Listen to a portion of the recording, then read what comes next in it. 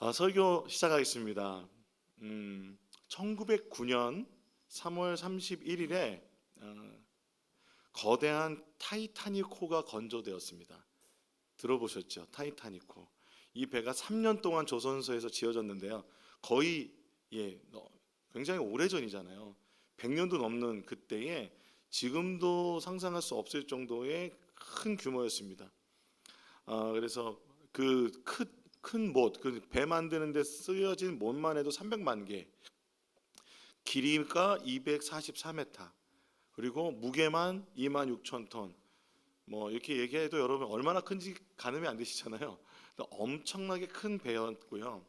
그리고 타이타닉호는 지금 들어도 호화로운 시설들로 가득 찬 최고의 시설이었습니다. 네, 그런데 1914년 4월 10일에 영국 사우샘프턴을 떠나서 미국의 뉴욕을 향해서 항해를 시작했습니다. 배가 출항하면서부터 계속해서 이때에 어떤 경고가 있었냐면 4월인데도 빙산에 대한 경고가 있었습니다. 그런데 침몰하기 바로 직전인 4월 14일에는 굉장히 많은 빙산 경고가 계속해서 무전으로 들어오는데 이 경고들이 선장에게 전달되지 않았습니다. 왜냐하면 무전실 안에 있는 많은 정보들이 쌓여 있어가지고 그 안에 묻혀 있어서 이 빙산 경고가 무전실 밖으로 나가지 못하는 안타까운 상황이 되었다고 합니다. 지금도 그렇지만 그때 당시에도 안전 불감증은 참 큰 문제였는데 배가 이런 빙산에 대한 위험이 있으면 속도를 줄이고 잘 살펴보고 가야 하는데 그때 당시에는 일반적으로는 빨리 가는 게 중요한 거예요. 빨리 가야 되니까 그 속도를 줄이지 않고 가기 시작한 겁니다. 근데 심지어는요, 이게 정확한지 모르겠어요. 배에 이제 망지기들이 다 있는 거예요. 옛날에는 사람의 눈으로 식별을 해야 되는 거예요. 그런데 배 안에 그 쌍안경의 열쇠를 인수받지 못한 거예요. 그래서 뭐를 하냐면 눈으로만 식별을 하는데 그때 당시에 달빛도 없는 완전히 암흑이었다고 합니다. 배의 조명만을 의지해서 육안으로만 빙산을 식별하니까 식별하기 어려운 상황이었죠. 그래서 빙산을 발견해서 빙산이다라고 말했을 때는 이미 피하기 힘든 상황이었는데 맞는지 모르겠어요. 조타수가 이렇게 잘못 한번 이렇게 움찔했다. 그것보다는 이 속도나 여러 가지 걸 생각할 때 빙산을 피하지 못하였습니다.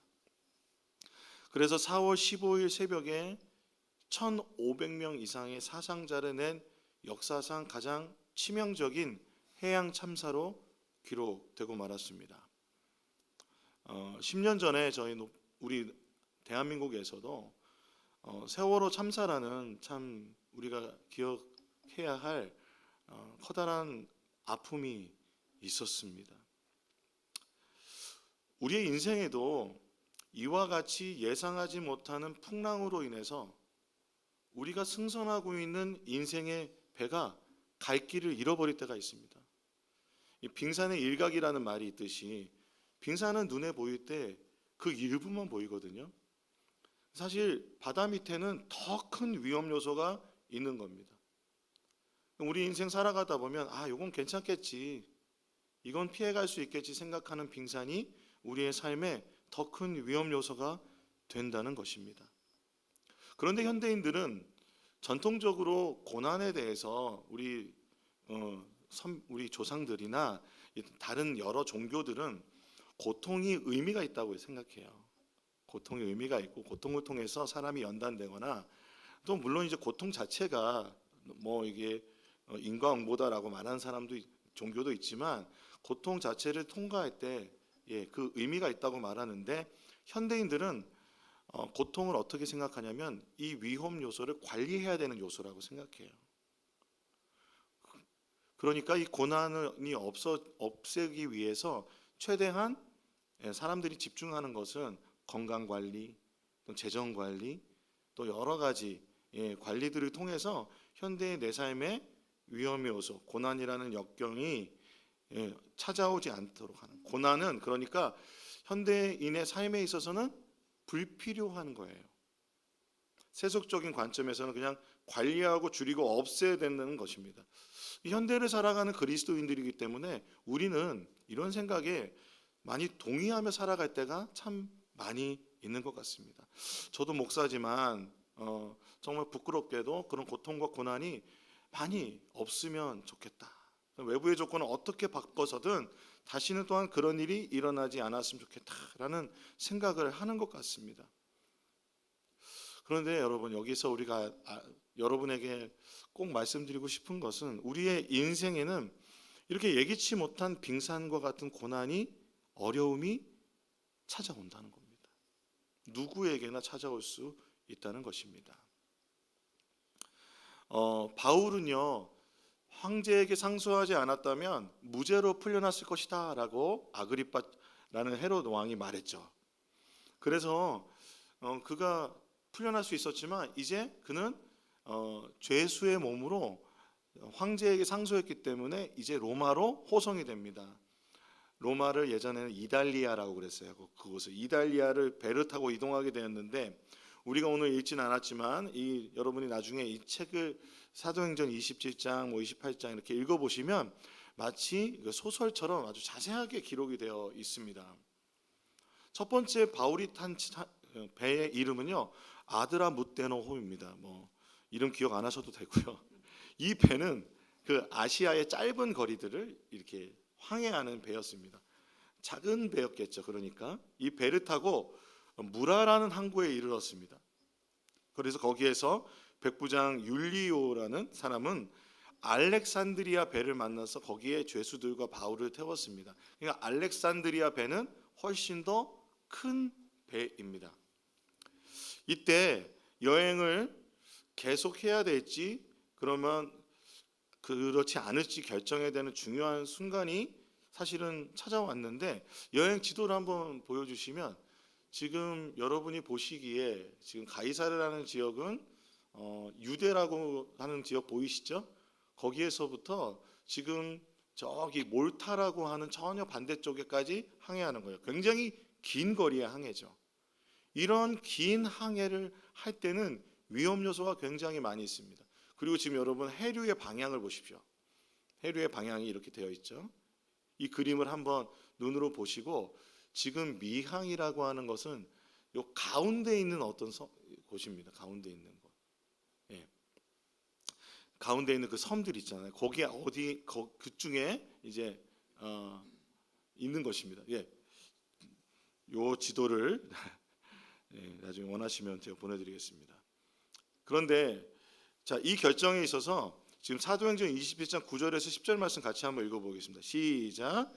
많은 시일이 흘러서 금식기간이 이미 지났으므로 벌써 항해하기에 위태로운 때가 되었다. 그래서 바울은 그들에게 이렇게 충고하였다. 여러분, 내가 보기에 지금 항해를 하다가는 재난을 당할 것 같은데 짐과 배의 손실만이 아니라 우리의 생명까지도 이를지도 모릅니다. 여기서 말하는 금식 기간이 유대인들이 말하는 속죄일 절기라고 해요. 그래서 이때 주로 경건한 유대인들은 금식을 했다고 합니다. 바울이 유대인이잖아요. 바울이 경건하지 않은 유대인이라고 막 유대인들이 막 비난하지만 바울은 누구보다 유대인의 그 경건함, 그 신앙생활의 경건생활을 지켰던 사람입니다. 그러니까 그것을 하나님께 온전히 했던 사람인 거죠. 그러니까 그 금식을 마칠 때쯤이라고 하면은 기록에 따르면은 AD 59년 10월 5일 이후라고 말합니다. 여러분, 10월이 되면은 찬바람이 불죠. 우리나라도. 그러니까 이때는 어떤 시기냐면 겨울로 접어드는 시기입니다. 여러분, 겨울에는 항해하기가 어려운 때입니다. 겨울에는 바람도 많이 불고요. 예상하지 못하는 기후들과 어려움이 있습니다. 그렇기 때문에 로마 군대 저술가 중에서 베게티우스라는 분이 있어요. 그래서 이렇게 얘기했대요. 9월 15일 이후에는 항해가 위험하다. 그리고 11월 11일부터 3월 10일까지 겨울에는 항해가 중지되었다고 말하는 거예요. 그러니까 이제 바울은 오랫동안 선교 여행을 하면서 그 만시간의 법칙이라는 게 있잖아요. 그냥 배를 타고 다니기만 했어도 이 기후와 그 상황 속에서 언제 여행을 하는 게 안전한지, 그리고 바다에 대한 그런 항해에 대한 지식과 기후에 대한 지식이 있었을 거라고 생각해요.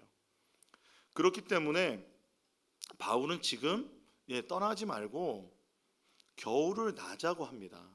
겨울을 나지 않고 항해를 하면 재산도 잃고, 그렇죠? 그리고 심지어는 그들의 우리의 생명까지도 잃을 수 있다라고 말합니다. 여기서 참 궁금한 것은 바울이 죄수인데 어떻게 백부장에게 이야기할 수 있는가라는 것인데요.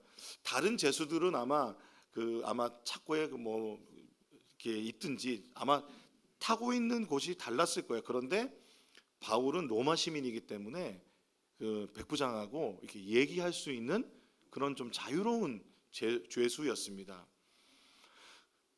그러니까 충고를 할 수 있었던 거죠. 그런데 중요한 거는 배의 운항의 결정을 누가 하냐면 사실은 책임자는 선장이죠. 선장입니다. 선장은, 그런데 이 선장이 가지고 있는 지식이 아무리 바울이 많은 그런 만시간의 법칙을 가지고 그 지식을 가지고 있었다 하더라도 바울이 하는 말과 그리고 선장이 하는 말 중에서 여러분이 만약에 백부장이라면 누구 말을 들으시겠습니까? 저는 선장 말 들을 것 같아요. 이렇게 생각해 볼게요. 여러분 여행을 가야 되는데 선장님이 가야도 된다고 하고 목사인 제가 위험하다고 가지 말라고 그러면 어떻게 하시겠어요, 여러분?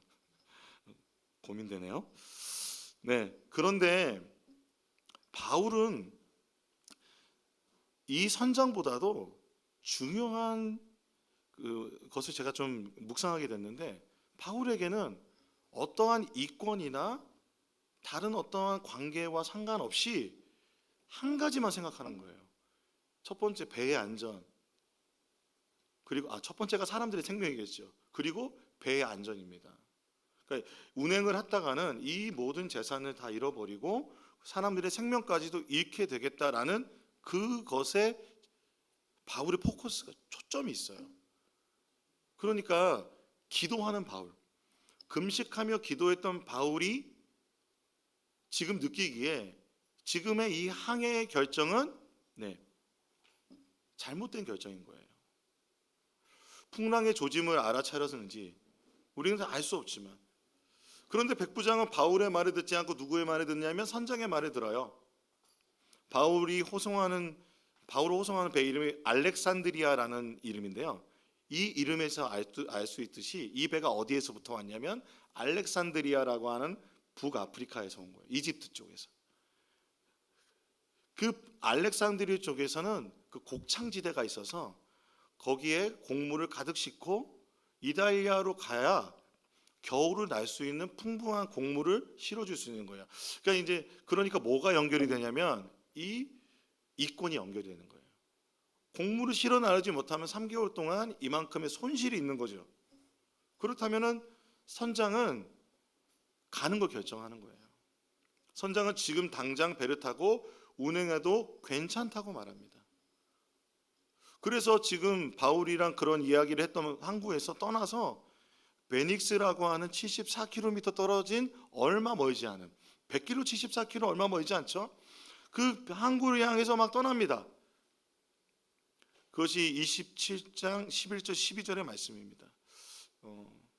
굳이 안 읽어도 될 것 같습니다. 처음에는 순풍에 돛달듯이 잘 움직이는 것 같았어요. 거봐, 잘 가잖아 라고 하는데, 섬에서 아까 우리가 이렇게 해류가 이렇게 오잖아요. 그 해류뿐만 아니라 바람의 방향도 그런 거예요. 섬이 이렇게 있는데 섬으로 가까이 가야 되는데 예전에는 모터가 아니라 돛을 달았잖아요. 바람이 이렇게 불면 배는 밀려가는 거예요. 아무리 인력으로 사람이 노를 젓는다고 해도, 노예들이 노를 젓는다고 해도 이 바람이 너무 강하면 밀려갈 수밖에 없어요. 근데 그때 있었던 광풍이 유라굴로, 신앙생활하면 한 번쯤 들어봤을 그 폭풍 이름 유라굴로가 발생한 겁니다. 우리나라에서도 우리는 태풍이라고 그러죠. 미국에서는 허리케인이라고 하죠. 근데 이 태풍의 이름은 유라굴로였습니다. 그러니까 그냥 센 바람 정도가 아니라 폭풍이었어요. 그래서 육지에서 바다 쪽으로 계속 밀려가게 된 거예요. 결국은 배가 전혀 통제되지 않아서요, 이 바람에 따라서 이리저리 움직이게 되었습니다. 그러니까 살려고 짐을 바다에 던지고 하루, 이틀, 사흘째 됐을 때는 배에 있는 장비까지 다 버리게 되었습니다. 그러니까 바람에 따라서 그냥 흘러갈 뿐인 거예요. 그러니 그들은 유라굴로 때문에 죽음의 두려움 그들에게 찾아왔습니다. 그리고 삶의 희망까지도 잃어버렸습니다. 사도행전 20장 27장 20절에 보면 여러 해 날 동안 해도 별도 보이지 않고 거센 바람만 심하게 불었으므로 우리는 살아남으리라는 희망을 점점 잃었다.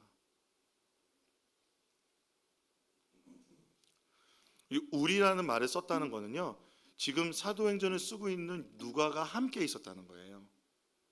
바울과 누가 그리고 그와 함께 했던 동행한 그리스도인들이 이 배에서 함께 유라굴로를 만나고 있습니다. 그리스도인들도 함께 유라굴로를 만난 겁니다. 우리 생각할 때 그러게 좀 바울 말 좀 듣지. 바울이 그렇게 기도했는데 왜 기도하는 사람 말을 안 들어?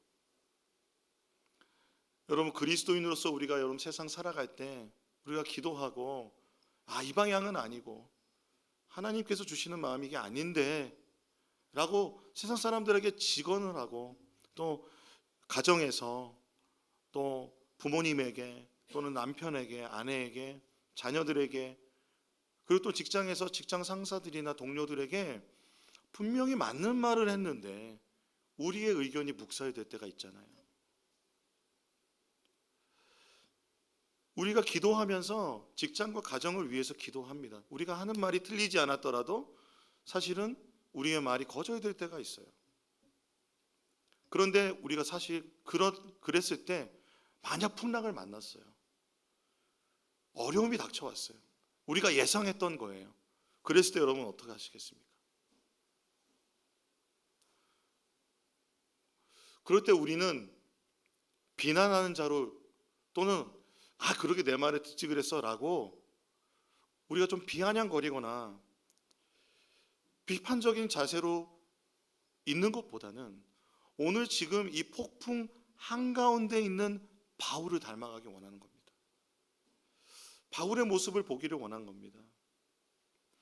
여러분, 정말 그 백부장의 결정대로 그 74km 떨어진 그 베닉스라는 곳에서 참 거기에 사실은 거기에서 겨울을 지나자고 그랬어요. 갈 수도 있었겠죠. 그리고 그 역사가 그렇게 쓰여졌을지도 모릅니다. 그런데 그렇지 않았고요.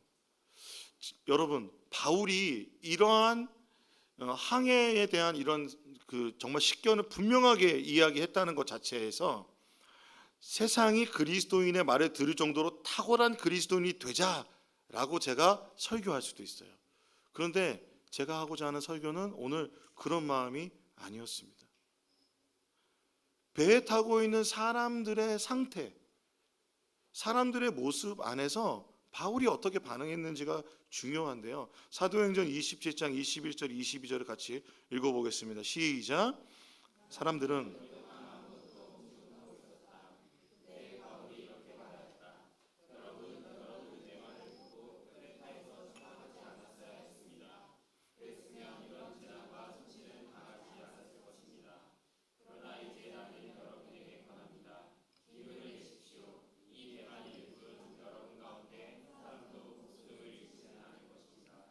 바울은 지금 항해에 대해서 불평하거나 비난하지 않습니다. 항해의 위험이 닥칠 것을 예상할 수 있었고 자신의 처지는 로마 시민이지만 로마로 호송되고 있는 죄인인 상황이기 때문에 이 배에서 벗어날 수도 없었죠. 의견도 무시되고 선장 의견에 따라서 위험하게 시작된 항해 속에 갇히 있습니다. 그럴 때 우리가 정말 가정과 직장과 사회, 대한민국이라는 이 우리가 승선하고 있는 배에 이 역사를 함께 항해하고 있는 우리가 지금 그 동일하게 함께 풍랑을 만난다는 거예요. 그럴 때 우리는 바울처럼 그들에게 권하고 기운을 내십시오. 입에만 이를 뿐 여러분 가운데 한 사람도 목숨을 잃지 않을 겁니다라는 이 바울의 이 마음, 그 한가운데서 그가 사람들을 위로하고 하나님과 그들 사이에 중재하는 모습이 보이지 않으십니까? 높은 뜻 정치에는요, 우리 교인들을 세상의 왕 같은 제사장으로 세우는 것이 중요한 가치입니다. 인생 살아가면서 맞이하는 이 풍랑, 그래서 개인의 어려움을 넘어서 우리가 속해 있는 그 공동체가 겪어야 하는 어려움이 찾아올 때 우리는 세상의 왕 같은 제사장으로서 중재자의 역할, 위로자의 역할, 권면하는 자의 역할, 그리고 그들을 위한 중보자의 역할을 해야 될 줄로 믿습니다. 어쩌면 우리가 볼 때 이 세상이 참 문제가 많다고 생각할 수 있습니다. 우리 가정에 문제 너무 많다고 생각할 수 있습니다. 우리 자녀들에게 문제 너무 많다고 생각할 수 있습니다. 그러나 하나님 우리를 그 풍랑 한가운데 위로자로 보내주시고 부르셨다는 것입니다. 바울이 이 풍랑 속에서 위로자가 될 수 있었던 것은 저는 그가 하나님께 기도함으로 하나님의 임재 안에 있었기 때문에 가능하다고 생각합니다.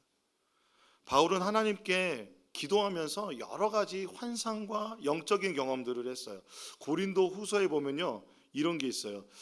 그 12장 1절에서 2절에 자랑함이 나에게 이루어올 곳은 없으나 이미 말이 나왔으니, 기왕 말이 나온 김에 주님께서 보여주신 환상들과 계시들을 말할까 합니다. 나는 그리스도를 믿는 사람 하나를 알고 있습니다. 그는 14년 전에 셋째 하늘에까지 이끌려 올라갔습니다. 그때에 그가 몸 안에 있었는지 몸 밖에 있었는지 나는 알지 못하지만 하나님께서는 아십니다. 자, 이때 지금 3인칭으로 어떤 사람이 3층, 그러니까 셋째 하늘에 끌려 올라갔대요. 이게 뭐냐면 유대인들이 믿는 믿음 중에 하늘이 3개의 단계가 있는데 셋째 하늘은 하나님이 있는 하늘이에요. 천국을 본 거예요. 바울이 하나님 앞에서 그런 영적 체험이 있는데 천국을 보는 영적 체험이 있었어요. 자, 그런데 3인칭으로 표현한 것을 보면 바울은 이런 신비한 체험을 했을 때 그걸 자랑하려고 하지 않았던 거예요. 바울이 그럼에도 불구하고 이런 신비한 영적 체험을 할 정도로 하나님의 임재에 충만한 사람이었고, 그리고 하나님 앞에 기도하는 것을 멈추지 않았던 사람인 겁니다. 신비한 영적 체험을 하는 그 사람. 그런데 이것을 자랑하려고 하지 않고 하나님께서는 오히려 이것이 자랑하고 교만할 수 있는데 오히려 이것을 자랑하지 못하도록 몸에 가시를 주셔서 하나님께 더 기도하게 하셨다는 것이죠. 바울의 삶에는 우리가 알듯이 끊임없는 고난과 그 고통이 있었습니다. 그런데 바울이 이렇게 고백하는 거예요. 바울의 능력, 고린도 후서 12장 9절에 같이 읽어보겠습니다. 시작. 그러나 주님께서는 내게 이렇게 말씀하셨습니다. 내 은혜가 내게 족하다. 내 능력은 약한 데서 완전하게 된다. 그러므로 그리스도의 능력이 내게 머무르게 하기 위하여 나는 더 기쁜 마음으로 내 약점들을 자랑하려고 합니다. 바울은 약한 데서 완전하게 되는 것이 그리스도인의 능력임을 알았습니다. 그러니까 약한데 완전하게 되는 그리스도의 능력을 경험한다는 것은 저는 기도 같아요. 약한데, 가장 약하고 어려울 때 그때 하나님 앞에 기도하는 사람, 바울이 그런 기도하는 사람이었어요. 우리 여러분 눈치채셨겠지만 바울이 금식 기도하면서 항해에 대해서 조언했잖아요. 기도했어요. 하나님이 주신 지혜였죠. 바울은 기도를 중요하게 여겼던 사람입니다. 그리고 초대교회에 많은 그리스도인들은 성령의 충만함 안에서 하나님께 기도하는 것을 정말 날마다 모이면서 기도했습니다. 로마서 12장 12절에 보면 이렇게 얘기해요. 소망을 품고 즐거워하며 환난에 당할 때 참으며 기도를 꾸준히 하십시오. 예수 그리스도를 믿는 자들에게는 소망 안에 있는 즐거움, 소망을 품는 거예요. 고난 중에서도, 환난 중에서도요, 기도하는 거예요. 사도행전도 보면 바울은 늘 전도행할 때마다 회당을 찾아요. 회당을 찾는 이유 중에 몇 가지 이유가 있는데 그 중에 하나는 기도하기 위함이에요. 말씀을 전하기 위함도 있지만 기도하기 위함이었습니다. 바울은 빌립보 감옥에 갇혔을 때도 기도하며 찬송하여 감옥문이 열리고 간수장이 구원받는 체험도 하였습니다. 바울은 그러므로 이 항해 기간 동안에 그 모든 시간 동안에 기도하고 있었던 거예요. 유라굴로가 찾아와서 배가 방향을 잃은 바로 그때에 그 배에서 지금 기도하고 있었던 것입니다. 바로 그때 주님이 바울에게 또 새로운 또 하나의 영적 체험을 하시게 하시는데 하나님의 사자 즉 천사가 나타나 하나님의 말씀을 전합니다. 사도행전 27장 23절 26절 말씀 같이 읽어보겠습니다. 시작. 바로 지난밤에 나의 주님이시요 내가 섬기는 분이신 하나님의 천사가 내 곁에 서서 바울아 두려워하지 말아라. 너는 반드시 황제 앞에 서야 한다. 보아라 하나님께서는 너와 함께 타고 가는 모든 사람의 안전을 너에게 맡겨주셨다 하고 말씀하셨습니다. 그러므로 여러분 힘을 내십시오. 나는 하나님께서 나에게 말씀하신 그대로 되리라고 믿습니다. 우리는 반드시 어떤 섬으로 밀려가 닿게 될 것입니다. 아멘. 기도하는 사람, 중재자로 서서 위로자는 하나님의 그 마음을 받아 나의 의를 드러내거나 명성을 나타내지 않고 그들에게 하나님의 말씀을 그대로 전했습니다. 뭐라고 말합니까? 여러분 힘을 내십시오. 하나님께서 나에게 말씀하신 그대로 되리라 내 믿습니다. 우리는 반드시 어떤 섬으로 밀려가 닿게 될 것입니다. 사랑하는 여러분, 풍랑을 만난 그리스도인들은 기도를 통해 하나님의 임재를 경험합니다. 기도 가운데 하나님께서는 임재하셔서 바울을 부르셔서 바울에게 그 배 안에 있는 사람들의 생명을 맡겨주셨습니다. 하나님께서 아브라함을 부르셔서 복의 근원이 되겠다고 약속하신 것처럼 바울 덕분에 지금 먹을 것도 먹지 못할 정도로 모든 그 삶의 소망을 잃어버린, 그래서 절체절명의 위기 속에 빠진 이 알렉산드리아호에 탄 사람들을 위로하고 구원해 주시기 위하여 바울의 기도를 들어주셨습니다. 하나님의 임재는요, 구약 성경에서 두 단어를 저는 여러분에게 추천드리고 싶은데, 하나는 카보드예요. 카보드라는 단어는 무거운 풍성한 풍부함입니다. 여러분의 자녀들이 여러분에게 안겨서 여러분의 무릎에 앉잖아요. 그럼 어때요? 무겁죠. 하나님의 임재가 함께 한다는 것은 그 하나님께서 나의 삶에 임재하신다는 것은 실제인 거예요. 관념이나 상상이 아니라 하나님의 임재라는, 카보드라는 것은, 하나님의 임재는 그렇게 우리의 삶에 실제적으로 임재하시는 것이라는 것입니다.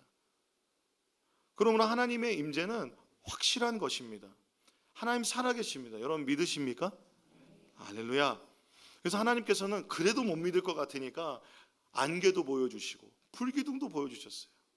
그렇게 봐도 사실은 잘 못 믿었어요. 그러니까 하나님께서는 아들을 보내주셔서 휘장을 자르시고 위에서 아래로 찢으시고 길을 여셔서 우리 안에 임재하셔서 우리가 하나님을 찾을 때마다 하나님 우리에게 카보드 하십니다.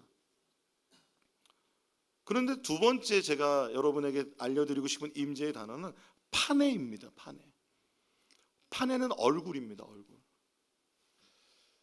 이 파네라는 단어는 주님께서 모세를 얼굴과 얼굴로 만나주신 페이스 투 페이스입니다. 하나님 앞에 기도하는 자에게는 하나님의 얼굴을 보여주십니다. 지금 하나님께서는 그 배 가운데 카보드 하셨고 페이스 투 페이스 하신 하나님이신 줄로 믿습니다. 그러므로 여러분 이제 우리가 예수님의 십자가 보혈을 의지해서요, 성소로 들어갈 담력을 얻었어요. 그래서 찬송가도 있잖아요. 내 영혼이 은총 입어 중한죄짐 벗고 보니 슬픔 많은 이 세상도 천국으로 화하도다. 할렐루야 찬양하세. 내 모든 죄 사함 받고 주 예수와 동행하니 그 어디나 하늘나라.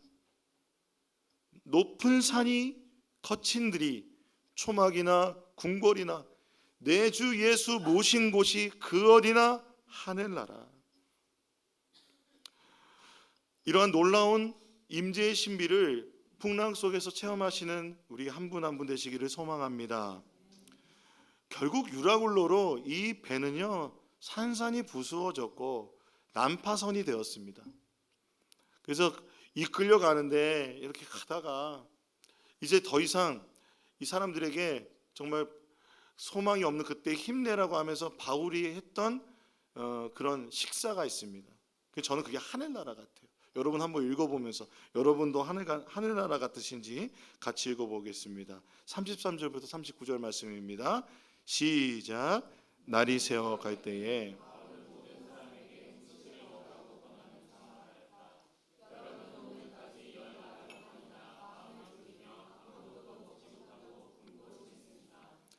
그래서 나는 여러분들에게 음식을 먹으라고 권합니다.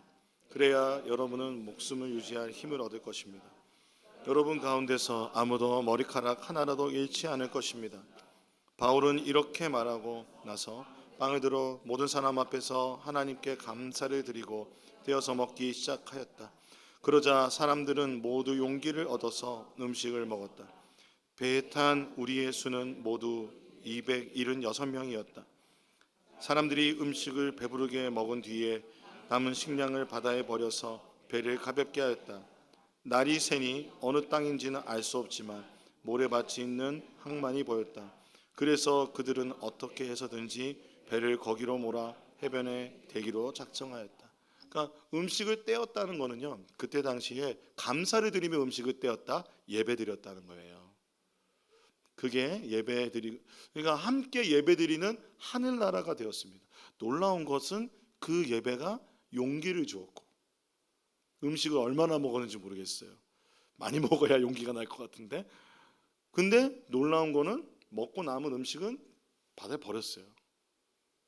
그러니까 생존을 위한 집착이 없어지고 바울의 한 그 말의 그 하나님의 말의 권위가 사람들의 마음에 다가가기 시작한 거죠.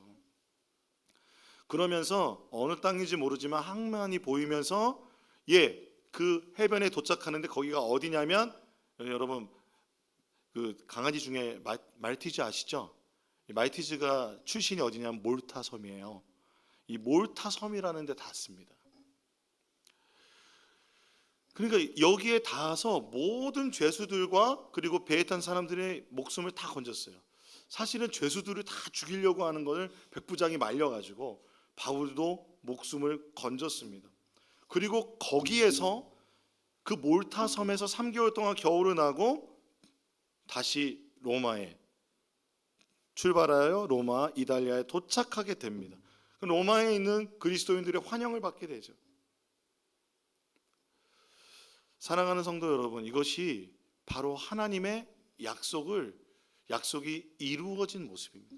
주님 분명히 말씀하셨잖아요. 로마로 가게 될 것이고 너희들 중에 단 한 사람도 생명을 구하게 될 것이다. 한 사람은 생명이 있지 않을 것이다 라는 약속을 주님 지켜주셨습니다. 저는 이 모습을 보면서 열심이라는 단어가 생각납니다. 바울도 열심이지만 하나님도 열심이시다. 바울이 로마에 가서 하나님의 복음을 전하고 하나님의 복음이 거기에 하나님의 말씀으로 심겨야 하는 것, 물론 그들이 복음을 알았지만 바울이 가지고 있는 그 복음의 정수가 지금 로마에 도착해야 하는 건 하나님의 열심이었던 것이죠. 이사야서 말씀에 그 그리스도에 대한 예언이 나오는데요. 근데 여기에 보면은 이렇게 되어 있어요. 7절에 그의 왕권은 점점 더 커지고 나라의 평화도 끝없이 이어질 것이다. 그가 다윗의 보좌와 왕국 위에 앉아서 이제부터 영원히 공평과 정의로 그 나라를 굳게 세울 것이다. 만군의 주님의 열심이 이것을 반드시 이룰 것이다. 하나님의 열심은 지금도 세상을 구원하기 위한 이 말씀을 이루시기 위함이십니다. 하나님의 약속, 그 약속을 주님께서는 이루시기 위해서 이사야서 59장 16절 17절에 보면요, 17절에 보면 열심이라는 겉옷을 입으셨대요. 열심. 사랑하는 성도 여러분, 여러분의 삶에 하나님은 열심이십니다. 믿으십니까? 우린 때로 지치고 우린 때로 나약해질지 모르지만 하나님은 열심히 있으세요. 주님의 그 열심으로 여러분의 삶에 함께 계십니다.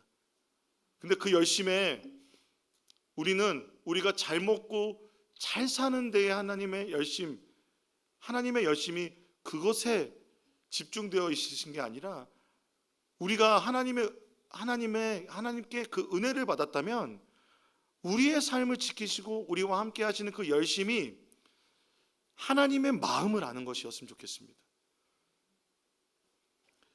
크리스토퍼 라이트라는 분이 이렇게 얘기했어요. 이 미션, 선교라는 거를 보내고 보냄을 받는다라는 건데, 그러니까 이 선교라는 단어가 이런 뜻도 돼요. 사명이란 뜻도 돼요. 사명이란 뜻도 돼요. 선교는 특별한 사람만 하는 게 아니라 예수 믿는 사람들에게는 사명, 미션이 주어지는 거예요. 왜냐하면 하나님은 지금도 온 세상을 구원하시기 위한 이 미션, 사명에 열심이시기 때문에 그렇습니다. 그래서 크리스토퍼 라이트가 이렇게 얘기해요. 우리의 선교는 하나님의 선교에서 나오며 하나님의 선교는 그분의 세상 전체, 즉 하나님의 창조 세계를 위한 것이다 라고 말합니다. 그래서 우리의 삶 속에 일의 모든 공적 영역, 여러분이 공무원으로 있으시든지 사업가로 있으시든지 교육이든지 정치의 영역에 있든지 의료의 영역에 있든지 스포츠의 영역에 있든지 다양한 모든 직업이 하나님의 선교, 하나님의 사명에 참여하는 것이다. 그러므로 크리스토퍼 라이트는 레슬리 뉴비긴이라는 분을 통해서 교회는 세상 끝까지 그리고 땅 끝까지 가는 순례의 무리라고 보아야 한다.